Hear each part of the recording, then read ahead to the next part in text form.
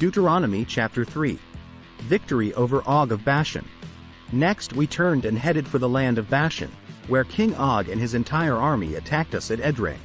But the Lord told me, "Do not be afraid of him, for I have given you victory over Og and his entire army, and I will give you all his land.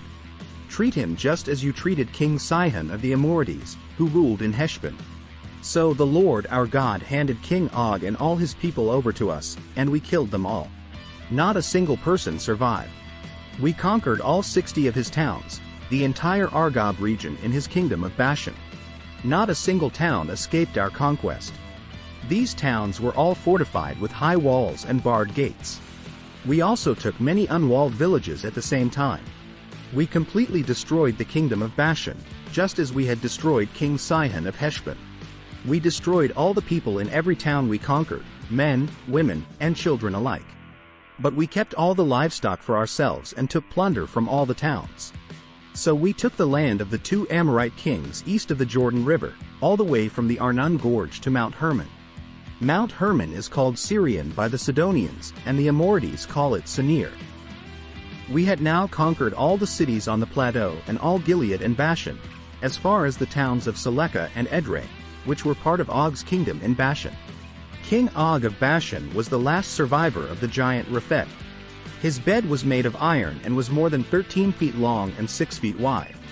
It can still be seen in the Ammonite city of Rabbah, land division east of the Jordan. When we took possession of this land, I gave to the tribes of Reuben and Gad the territory beyond Aroer along the Arnon Gorge, plus half of the hill country of Gilead with its towns. Then I gave the rest of Gilead and all of Bashan, Og's former kingdom, to the half-tribe of Manasseh. This entire Argob region of Bashan used to be known as the land of the Rephet.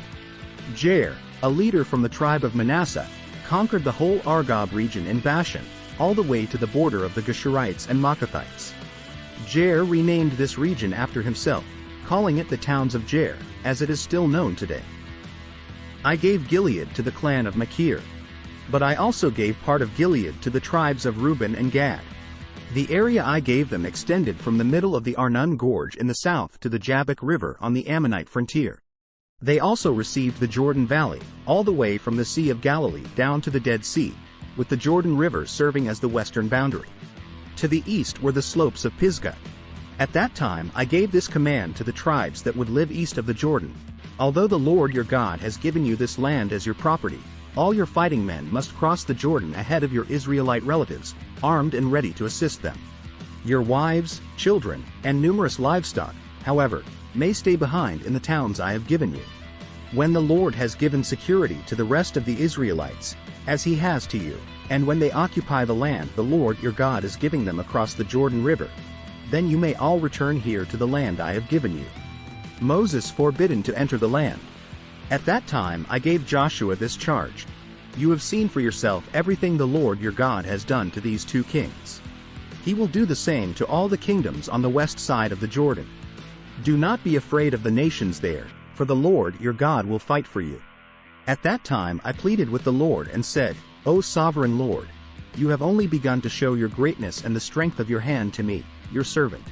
Is there any God in heaven or on earth who can perform such great and mighty deeds as you do? Please let me cross the Jordan to see the wonderful land on the other side, the beautiful hill country and the Lebanon mountains." But the Lord was angry with me because of you, and he would not listen to me. "That's enough," he declared. "Speak of it no more.